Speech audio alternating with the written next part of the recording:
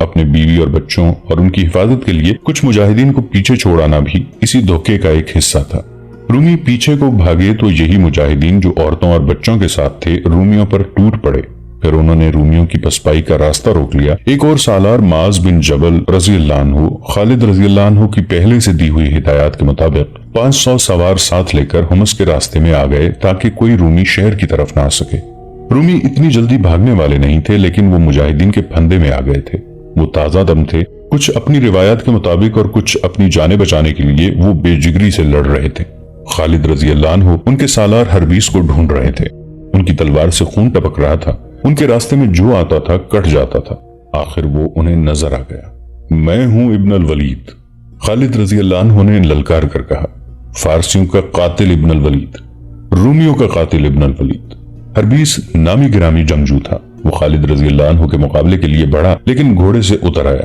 خالد رضی اللہ عنہ بھی گھوڑے سے اترے اور اس کی طرف بڑھے، لیکن ایک رومی دونوں کے درمیان آ گیا۔ 3-4 مورخوں نے یہ واقعہ بیان کیا ہے، لیکن اس رومی کا نام نہیں لکھا۔ اتنا ہی لکھا ہے کہ اس کا جسم پہلوانوں جیسا تھا اور وہ شیر کی طرح گرج کر لڑا کرتا تھا۔ رومی زبان میں وہ شیر کی مانند دھاڑنے والا کے نام سے مشہور تھا۔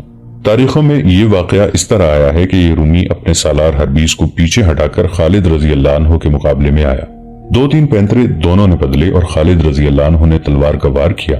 تلوار رومی کی آہنی خود پر پڑی، خود اتنی مضبوط اور وار اتنا زوردار تھا کہ خالد رضی اللہ عنہ کی تلوار ٹوٹ گئی۔ ان کے ہاتھ صرف دستہ رہ گیا۔ اب خالد رضی اللہ عنہ خالی ہاتھ تھے اور رومی پہلوان کے ہاتھ میں تلوار تھی۔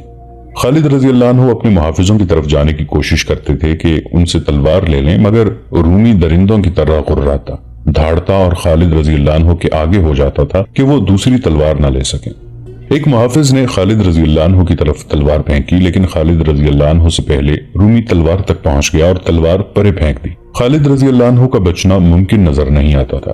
رومی نے ان پر تابڑ توڑ وار کرنے شروع کر دیے۔ خالد رضی اللہ عنہ ادھر ادھر ہو کر وار بچاتے رہے۔ رومی نے ایک وار دائیں سے بائیں کو کیا جسے خالد رضی اللہ عنہ کی گردن یا اس سے ذرا نیچے پڑنا چاہیے تھا، لیکن خالد رضی اللہ عنہ بڑی پھرتی سے بیٹھ گئے۔ رومی کا یہ زوردار وار خالی گیا تو اپنے ہی زور سے وہ گھوم گیا۔ خالد رضی اللہ عنہ اچھل کر اس پر جھپٹے، رومی پلک جھپکتے پھر گھوم گیا اور خالد رضی اللہ عنہ کے بازوں کے شکنجے میں آ گیا۔ اب صورت یہ تھی کہ دونوں کے سینے ملے ہوئے تھے اور رومی خالد رضی اللہ عنہ کے بازوں میں تھا۔ خالد رضی اللہ عنہ نے بازوں کو دبانا اور شکنجہ سخت کرنا شروع کر دیا۔ رومی خالد رضی اللہ عنہ کی گرفت سے بچنے کے لیے زور لگا رہا تھا، لیکن خالد رضی اللہ عنہ کی گرفت سخت ہوتی جا رہی تھی اور وہ اس قدر زور لگا رہے تھے کہ خون ان کے چہرے میں آ گیا اور چہرہ گہرا لال ہو گیا۔ رومی پہلوان کی آنکھیں باہر کو آنے لگیں، اس کی سانسیں رکنے لگیں اور چہرے پر تکلیف کا ایسا تاثر تھا کہ اس کے دانت بجنے لگے۔ مورخ باقدی نے لکھا ہے کہ رومی پہلوان کی پسلیاں ٹوٹنے لگیں۔ رومی اور زیادہ تڑپنے لگا۔ خالد رضی اللہ عنہ اور زیادہ زور سے اپنے بازوں کے شکنجے کو تنگ کرتے گئے۔ رومی کی پسلیاں ٹوٹتی گئیں اور اس کا تڑپنا ختم ہو گیا، حتیٰ کہ اس کا جسم بے جان ہو گیا۔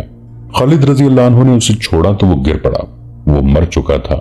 خالد رضی اللہ عنہ نے اس رومی کی تلوار اٹھا لی اور حربیس کو للکارا، لیکن حربیس اپنے پہلوان کا انجام دیکھ کر وہاں سے کھسک گیا تھا۔ خالد رضی اللہ عنہ نے گھوڑے پر سوار ہو کر رومی پہلوان کی تلوار بلند کر کے لہرائی اور نعرہ لگایا۔ اس مقابلے کے دوران رومیوں کا قتل عام جاری رہا۔ ابو عبیدہ رضی اللہ عنہ کو پتہ چلا کہ خالد رضی اللہ عنہ نے رومی پہلوان کو کس طرح ہلاک کیا ہے تو وہ دوڑے آئے۔ خدا کی قسم ابو سلیمان، ابو عبیدہ رضی اللہ عنہ نے بڑے مسرور لہجے میں کہا، تو نے جو کہا تھا کر دکھایا ہے، تو نے ان کی کمر توڑ دی ہے۔ یہ بات اس طرح ہوئی تھی کہ خالد رضی اللہ عنہ نے جب گزشتہ روز محاصرہ اٹھا کر واپس جانے کی تجویز پیش کی تھی تو ابو عبیدہ رضی اللہ عنہ اور دوسرے سالاروں نے اس تجویز کو پسند نہیں کیا تھا۔ خالد رضی اللہ عنہ نے انہیں بتایا کہ انہوں نے کیا سوچا ہے، پھر بھی ابو عبیدہ رضی اللہ عنہ محاصرہ اٹھانے کے حق میں نہیں تھے۔ تب خالد رضی اللہ عنہ نے کہا تھا، میری تجویز پر عمل کریں، میں ان کی ہڈیاں توڑ دوں گا، ان کی کمر توڑ دوں گا۔ خالد رضی اللہ عنہ نے صرف ایک پہلوان کی نہیں بلکہ رومی فوج کی ہڈیاں توڑ دی تھی۔ مارچ 636 عیسوی صفر 15 ہجری مسلمان فاتح کی حیثیت سے حمص میں داخل ہوئے۔ حمص پر جو خوف و ہراس طاری تھا وہ اس وقت بھگدڑ اور نفسا نفسی کی صورت اختیار کر گیا جب مسلمان حمص میں داخل ہوئے تھے۔ انہوں نے سنا تو یہی تھا کہ مسلمان شہریوں کو پریشان نہیں کرتے، لیکن جس شہر کی فوج ہتھیار نہ ڈالے اور مسلمان بزور شمشیر شہر کو فتح کریں تو وہ ہر گھر سے مال و اموال اٹھا لیتے ہیں اور عورتوں کو لونڈیاں بنا لیتے ہیں۔ مسلمانوں نے حمص تو بڑی ہی مشکل سے فتح کیا تھا۔ رومیوں نے ہتھیار نہیں ڈالے تھے بلکہ مسلمانوں نے محاصرہ اٹھایا تو 5000 سوار رومی ان کے تعاقب میں گئے تھے۔ یہ الگ بات ہے کہ محاصرہ اٹھانا مسلمانوں کی چال تھی، لیکن رومیوں نے اسے ان کی کمزوری سمجھ کر ان پر حملہ کیا تھا۔ اس معرکے میں رومیوں کے صرف 100 سوار زندہ بچے تھے اور جو مسلمان شہید ہوئے تھے ان کی تعداد 235 تھی۔ اتنی خونریز لڑائی لڑ کر مسلمانوں نے حمص فتح کیا تھا۔ حمص والوں نے جب دیکھا کہ ان کے جو 5000 سوار مسلمانوں کے تعاقب میں گئے ہیں ان میں سے بہت سے تھوڑے بھاگتے ہوئے آ رہے ہیں تو ان پر خوف و ہراس طاری ہو گیا تھا، اور جب انہوں نے دیکھا کہ مسلمانوں کا ایک سوار دستہ رومیوں اور حمص کے دروازوں کے درمیان آ گیا ہے اور رومی سوار نہ بھاگ سکتے ہیں نہ شہر میں داخل ہو سکتے ہیں، تو وہ اور زیادہ خوفزدہ ہو گئے۔ شہر میں اتنی فوج نہیں رہ گئی تھی جو ان کی مدد کو پہنچتی۔ یہ سوار مسلمان سواروں کی تلواروں اور برچھیوں سے کٹ گئے۔ ابو عبیدہ رضی اللہ عنہ اور خالد رضی اللہ عنہ جب حمص میں داخل ہوئے تو چند ایک شہری ان کے استقبال کے لیے کھڑے تھے۔ دو مسلمان سالاروں کو دیکھ کر وہ سجدے میں گر پڑے۔ دونوں سالاروں نے گھوڑے روک لیے۔ اٹھو، ابو عبیدہ رضی اللہ عنہ نے گرجدار آواز میں کہا، کھڑے ہو جاؤ۔ وہ سب سجدے سے اٹھ کر کھڑے ہو گئے۔ ان کے چہروں پر وہ خوف و ہراس اور رحم طلبی کا گہرا تاثر تھا۔ بولو، ابو عبیدہ رضی اللہ عنہ نے پوچھا، اگر تمہاری فوج ہمارے کہنے سے پہلے ہی ہتھیار ڈال دیتی تو تمہیں ہمارے آگے سجدے میں گرنے کی ضرورت نہ پڑتی۔ ہم رحم کے طلبگار ہیں، ایک نے التجا کی۔ وہ رومی فوج تھی جو آپ سے لڑی ہے، ہم رومی نہیں، ہم آپ کا ہر مطالبہ پورا کریں گے۔ ہم صرف یہ بتانے آئے ہیں کہ سجدہ صرف اللہ کے لیے کیا جاتا ہے اور اللہ کے آگے کیا جاتا ہے۔ ابو عبیدہ رضی اللہ عنہ نے کہا، ہم کسی کو اپنا غلام بنانے نہیں آئے۔ ابو عبیدہ رضی اللہ عنہ کے حکم سے حمص کے لوگوں سے صرف 1 دینار فی کس جزیہ لیا گیا اور مسلمانوں کی طرف سے اعلان ہوا کہ کوئی شخص شہر چھوڑ کر نہ جائے۔ شہر کے لوگوں کے جان و مال اور عزت و آبرو کی حفاظت کے ذمہ دار مسلمان ہوں گے۔ اس اعلان نے لوگوں کو حیرت میں ڈال دیا۔ بعض اس مسلمانوں کی ایک چال سمجھے، وہ رات بھر اس خوف سے جاگتے رہے کہ مسلمان رات کو ان کے گھروں پر ٹوٹ پڑیں گے، لیکن رات گزر گئی اور کچھ بھی نہ ہوا۔ رومی شہنشاہ ہرقل حمص سے تقریباً 80 میل دور انطاکیہ میں تھا۔ اسے جب خبر ملی کہ حمص بھی ہاتھ سے نکل گیا ہے تو اس کے ہونٹوں پر ہلکا سا تبسم آ گیا، جیسے وہ اسی خبر کا منتظر تھا۔ اس کے سالار، مشیر اور شاہی خاندان کے افراد جانتے تھے کہ ہرقل کا یہ تبسم موت کی مسکراہٹ ہے اور اس تبسم میں قہر بھرا ہوا ہے۔ کیا تم بتا سکتے ہو کہ عرب کے ان مسلمانوں نے حمص کس طرح لیا ہے؟ ہرقل نے خبر لانے والے سے پوچھا۔ تم سالار تو نہیں، کماندار ہو، جنگ کو سمجھتے ہو، تمہارا نام کیا ہے؟ سب سمجھتا ہوں قیصر روم، خبر لانے والے نے کہا۔ میرا نام سازیرس ہے، ایک جیش کا کماندار ہوں۔ حمص ایک دھوکے نے ہم سے چھینا ہے۔ ہمارے سالاروں کو توقع تھی کہ مسلمان اتنی سردی برداشت نہیں کر سکیں گے اور محاصرہ اٹھا کر چلے جائیں گے۔ انہوں نے سردی کی شدت محاصرے میں گزار دی اور محاصرہ اس وقت اٹھا کر چلے جب سردی کی شدت گزر گئی تھی اور درختوں کی کومپلیں پھوٹنے لگی تھیں، اور ہمارے سالار اس وقت قلعے میں بیٹھے رہے جب دشمن باہر سردی سے ٹٹر رہا تھا۔ ہرقل نے کہا، ہمارے سالار دشمن پر اس وقت نہ جھپٹے جب سردی نے ان کی رگوں میں خون منجمد کر دیا تھا۔ پھر کیا ہوا؟ قیصر روم، سازیرس نے کہا، وہ جب کوچ کر گئے تو سالار حربیس نے 5000 سواروں کے ایک دستے کو حکم دیا کہ مسلمانوں کے تعاقب میں جاؤ اور ان میں سے کوئی ایک بھی زندہ نہ رہے۔ ہم ان کے تعاقب میں گئے، جب ان کے قریب پہنچے تو انہوں نے پلٹ کر ہمیں گھیرے میں لے لیا۔ سازیرس نے ہرقل کو تفصیل سے بتایا کہ مسلمانوں نے انہیں کس طرح گھیرے میں لیا اور ان کے سواروں کو تباہ و برباد کر دیا۔ ہمارا سالار حربیس کہاں ہے؟ ہرقل نے پوچھا۔ کیا وہ زندہ ہیں؟ سازیرس نے کہا، وہ اس وقت وہاں سے نکل گئے تھے جب مسلمانوں کے سالار خالد بن ولید نے ہمارے پہلوان کو اپنے بازوں میں جکڑ لیا تھا اور پہلوان کی آنکھیں باہر آ گئی تھیں۔ کیا ہمارے پہلوان کو خالد بن الولید نے مار ڈالا ہے؟ ہرقل نے پوچھا۔ سازیرس کچھ دیر ہرقل کے منہ کی طرف دیکھتا رہا، پھر اس نے دائیں بائیں آہستہ آہستہ سر ہلایا۔ مسلمان سالار نے ہمارے پہلوان کو بازو میں دبوچ کر اس کی پسلیاں توڑ ڈالی تھی، سازیرس نے کہا، اور وہ مر گیا۔ آفرین! ہرقل کے ہونٹوں سے سرگوشی پھیل گئی۔ یہ طاقت جسم کی نہیں۔ وہ اچانک جیسے بیدار ہو گیا ہو، اس نے جاندار آواز میں کہا، میں انہیں کچل دوں گا، انہیں آگے آنے دو۔ اس کی آواز اور زیادہ بلند ہو گئی، انہیں اور آگے آنے دو، اور آگے جہاں سے وہ بھاگ نہیں سکیں گے۔ سالار اعلیٰ ابو عبیدہ رضی اللہ عنہ اور خالد رضی اللہ عنہ اور آگے چلے گئے تھے۔ انہوں نے حمص کے انتظامات کے لیے کچھ نفری وہاں چھوڑ دی تھی۔ حمص سے وہ اپنے دستوں کے ساتھ حمص سے آگے ہما، پھر اس سے آگے شرس تک جا پہنچے تھے۔ وہاں سے انطاکیہ کا فاصلہ 35-40 میل کے درمیان تھا۔ انطاکیہ اہم ترین مقام تھا کیونکہ اسے ہرقل نے اپنا ہیڈ کوارٹر بنا لیا تھا اور وہیں رومیوں کی فوج کا اجتماع اور فوج کی تقسیم ہوتی تھی۔ مسلمانوں نے شرس سے کوچ کیا، تھوڑی ہی دور گئے ہوں گے کہ رومیوں کا ایک قافلہ سا آتا نظر آیا۔ اس کی حفاظت کے لیے رومی فوجیوں کا ایک چھوٹا سا دستہ تھا۔ اس سے ظاہر ہوتا تھا کہ اونٹوں اور گاڑیوں کے اس قافلے میں فوجی سامان جا رہا ہے۔ خالد رضی اللہ عنہ کے اشارے پر مجاہدین نے قافلے کو گھیرے میں لے لیا۔ رومی فوجیوں نے مقابلہ کرنے کی حماقت نہ کی۔ انہوں نے بتایا کہ یہ فوج کے کھانے پینے کا سامان ہے، اس میں ہتھیار بھی تھے۔ ان سب کو پکڑ لیا گیا اور انہیں تاثر دیا گیا کہ انہیں قتل کر دیا جائے گا۔ ہم نے آپ کا مقابلہ نہیں کیا، اس رومی فوجی قافلے کے کمانڈار نے جان بخشی کی التجا کرتے ہوئے کہا۔ ہم رومی نہیں، ہم تو ان کی رعایا ہیں، ہماری آپ کے ساتھ کوئی دشمنی نہیں۔ پھر دوستی کا ثبوت دو۔ انہیں کہا گیا، یہ بتا دو کہ انطاکیہ میں کیا ہو رہا ہے، آپ کی تباہی کا سامان ہو رہا ہے۔ قافلے کے کمانڈار نے جواب دیا، وہاں بہت بڑی فوج اکٹھی کی جا رہی ہے، دور دور سے عیسائی قبیلے آپ کے خلاف لڑنے کے لیے جمع ہو رہے ہیں اور انہیں میدان جنگ میں لڑنے کے ڈھنگ سکھائے جا رہے ہیں۔ آپ نے ہماری جانیں ہمیں واپس کر دی ہیں تو ہم آپ کی جانیں بچاتے ہیں۔ قافلے کے ایک اور آدمی نے کہا، آپ آگے نہ جائیں، آپ کی نفری بہت تھوڑی ہے اور انطاکیہ میں شہنشاہ ہرقل جو فوج اکٹھی کر چکا ہے وہ اتنی زیادہ ہے کہ آپ کا ایک بھی آدمی زندہ نہیں رہے گا۔ کیا اتنی زیادہ شکستوں نے اس کی کمر بھی توڑی نہیں؟ مسلمانوں کے ایک سالار نے پوچھا۔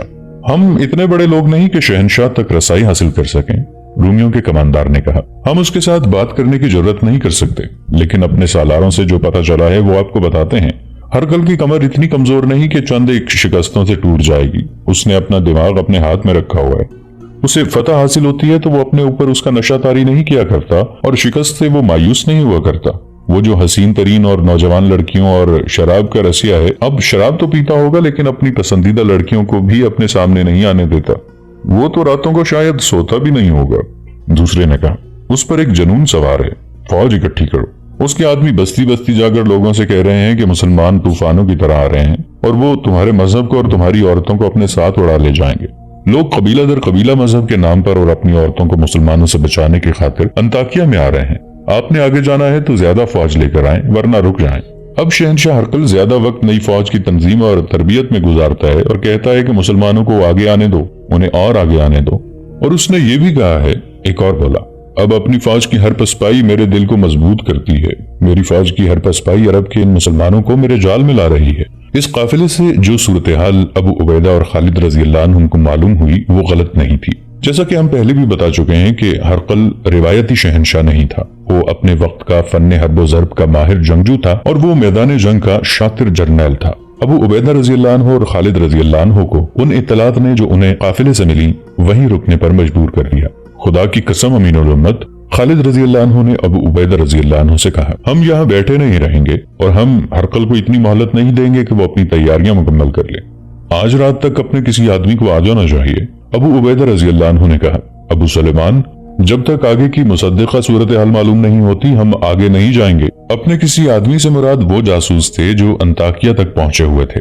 خالد رضی اللہ عنہ نے اپنی سپہ سالاری کے دور میں جاسوسی کے نظام کو باقاعدہ اور منظم کر دیا تھا اور جاسوسوں کو دور دور تک پھیلا دیا تھا۔ مسلمان جاسوس جان کی بازی لگا کر بڑی قیمتی معلومات لے آتے تھے۔ مورخوں کے مطابق ہرقل نے اپنی فوج کی پے در پے شکستوں کی خبر سن سن کر اس حقیقت کو قبول کر لیا تھا کہ وہ مسلمانوں کو بکھری ہوئی لڑائیوں میں شکست نہیں دے سکتا۔ ایک شکستیں تو وہ تھیں جو رومی فوج کو خالد رضی اللہ عنہ پھر ابو عبیدہ رضی اللہ عنہ نے دی تھیں، اور دوسری وہ تھیں جو دوسرے سالار شام کے دوسرے علاقوں میں رومیوں کو دیتے چلے جا رہے تھے۔ مسلمانوں کو فیصلہ کن شکست دینے کا ایک ہی طریقہ تھا کہ انہیں کسی ایک میدان میں اکٹھا ہونے پر مجبور کیا جائے اور ان کے خلاف ان سے کئی گنا زیادہ فوج میدان میں اتاری جائے۔ چنانچہ اس نے نئی اور بہت بڑی فوج تیار کرنی شروع کر دی تھی۔ مسلمانوں نے جب ہومس پر قبضہ کیا اس وقت تک ان کی نئی فوج کی نفری 1.5 لاکھ ہو چکی تھی۔ انطاکیہ سے 40 میل دور ابو عبیدہ رضی اللہ عنہ اور خالد رضی اللہ عنہ اپنے دستوں کے ساتھ رکے ہوئے تھے۔ اس سے 2 روز بعد جب انہوں نے رومیوں کا قافلہ پکڑا تھا، مسلمان مغرب کی نماز کی تیاری کر رہے تھے کہ ایک گھڑ سوار پڑاؤ کی طرف آتا دکھائی دیا۔ اتنی دور سے پتہ نہیں چلتا تھا کہ وہ رومیوں کا کوئی فوجی سوار ہے یا کوئی مسافر ہے۔ پڑاؤ سے کچھ دور اس نے گھوڑا موڑا اور پڑاؤ کے ارد گرد گھوڑا دوڑانے لگا جیسے پہچاننے کی کوشش کر رہا ہو۔ اس کا لباس مسلمانوں جیسا نہیں تھا۔ پکڑ لاؤ اسے، کسی کماندار نے اپنے سواروں کو حکم دیا۔ سوار ابھی گھوڑوں پر زینے ڈال رہے تھے کہ اس اجنبی سوار نے گھوڑا پڑاؤ کی طرف موڑ دیا۔ اللہ اکبر، اس نے نعرہ لگایا اور قریب آ کر اس نے بڑی بلند آواز سے کہا، میں اپنے پرچم کو پہچاننے کی کوشش کر رہا تھا۔ کسی نے کہا اور چند ایک مجاہدین اس کی طرف دوڑے۔ ایک نے کہا خدا کی قسم ہم ابھی تجھے رومی فوجی سمجھ رہے ہیں، کیا یہ لباس اس رومی کا ہے جسے تو نے قتل کیا ہوگا؟ ایک نے پوچھا۔ ابن احدی کسی کو بتا نہیں سکتا تھا کہ وہ جاسوس ہے اور انطاکیہ سے آیا ہے۔ وہ ابو عبیدہ رضی اللہ عنہ کے خیمے میں چلا گیا۔ وہ ان 3-4 جاسوسوں میں سے تھا جو 1.5-2 مہینوں سے انطاکیہ گئے ہوئے تھے۔ تجھ پر اللہ کی سلامتی ہو ابن احدی، ابو عبیدہ رضی اللہ عنہ نے اسے گلے لگا کر کہا۔ ہم انطاکیہ کی خبر کے انتظار میں بیٹھے ہیں۔ ابن احدی نے خالد رضی اللہ عنہ کے ساتھ مصافحہ کیا۔ خالد رضی اللہ عنہ نے بھی اسے گلے لگا لیا۔ کیا خبر لائے ہو؟ خالد رضی اللہ عنہ نے پوچھا۔ سیاہ کالی گھٹا ہے جو انطاکیہ کے افق سے اٹھ رہی ہے، ابن احدی نے عربوں کے مخصوص شاعرانہ انداز میں کہا۔ اس گھٹا سے جو میں برسے گا وہ زمین پر سیلاب بن کر چٹانوں کو بھی بہا لے جائے گا۔ امین الامت اور ابن الولید، اللہ نے تمہیں اشارہ دیا ہے کہ آگے نہ جانا۔ ہمیں یہ اشارہ دشمن کے ایک قافلے نے دیا ہے۔ ابو عبیدہ رضی اللہ عنہ نے کہا، یہ رومیوں کا فوجی قافلہ ہے جسے ہم نے پکڑ لیا ہے، اسے اللہ کا بھیجا ہوا قافلہ سمجھ امین الامت۔ ابن احدی نے کہا، اب پوری بات مجھ سے سن۔ انطاکیہ کے اندر اور باہر لشکر کے سپاہیوں اور گھوڑوں کے سوا کچھ اور نظر نہیں آتا۔ انطاکیہ کے گرد و نواح میں دور دور تک خیموں کا جنگل ہے جو بڑھتا ہی چلا جا رہا ہے۔ ہرقل نے جو منصوبہ بنایا ہے وہ بہت خطرناک ہے، کیا تیری خبر مصدقہ ہو سکتی ہے؟ خالد رضی اللہ عنہ نے پوچھا۔ میں ہرقل کی فوج کے ایک ٹولے کا کماندار ہوں ابو سلیمان، ابن احدی نے مسکراتے ہوئے کہا۔ رومیوں کی اس وقت یہ حالت ہے کہ جو کوئی انطاکیہ کے دروازے پر جا کر کہے کہ فوج میں بھرتی ہونے آیا ہے تو اس کے لیے شہر کے سارے دروازے کھل جاتے ہیں۔ ابن احدی جس طرح انطاکیہ کی فوج میں شامل ہوا تھا اس نے تفصیلات سنائی۔ وہ اپنے ساتھیوں کے ساتھ عیسائی عرب بن کر انطاکیہ گیا تھا، انہیں اسی وقت فوج کے حوالے کر دیا گیا۔ اسی روز گھڑ دوڑ کے میدان میں شہ سواری، تیغ زنی اور دوڑتے گھوڑے سے تیر نشانے پر لگانے کے مقابلے ہو رہے تھے، ان میں ہر کوئی شامل ہو سکتا تھا۔ ابن احدی اپنی فوج کا مشہور شہ سوار تھا اور بڑا ہی خوبصورت جوان۔ وہ مقابلے میں اس طرح شریک ہو گیا کہ میدان میں جا کر گھوڑا چکر میں دوڑایا اور تلوار نکال کر تیغ زن سواروں کو مقابلے کے لیے للکارا۔ ایک سوار اس کے مقابلے میں اترا، وہ رومی تھا۔ اگر تجھے اپنے بازوں اور اپنے گھوڑے پر پورا بھروسہ ہے تو میرے مقابلے میں آئے اجنبی سوار۔ ابن احدی نے اسے کہا، میری تلوار تیرے خون کی پیاسی تو نہیں، لیکن اس کے سامنے تیری تلوار آئے گی تو تیری تلوار کے مقابلے میں میری برچھی آئے گی، اے بدقسمت اجنبی۔ دوسرے سوار نے کہا، اگر تجھے زندگی عزیز نہیں تو آجا۔ ابن احدی نے گھوڑا اس کے ارد گرد دوڑایا اور اسے للکارا۔ رومی سوار گھوڑے کو کچھ دور لے گیا اور گھوڑا موڑ کر ایڑ لگائی۔ اس نے برچھی نیزہ بازی کے انداز سے آگے کر لی تھی۔ ابن احدی اس کی طرف منہ موڑ کے کھڑے رہے۔ رومی کی رفتار اور تیز ہو گئی جب اس کی برچھی کی انی ابن احدی کے سینے سے تھوڑی سی دور رہ گئی تو وہ اس قدر پھرتی سے گھوڑے کی دوسری طرف جھک گیا جیسے وہ گھوڑے پر تھا ہی نہیں۔ رومی کی برچھی ہوا کو کاٹتی آگے نکل گئی۔ ابن احدی گھوڑے پر سیدھا ہوا اور اپنے گھوڑے کی لگام کو جھٹکا دیا۔ اس کا گھوڑا دوڑا اور فوراً ہی مڑ کر رومی کے پیچھے چلا گیا۔ رومی اپنا گھوڑا موڑ رہا تھا کہ ابن احدی اس تک جا پہنچا اور تلوار سے اس کی برچھی توڑ دی۔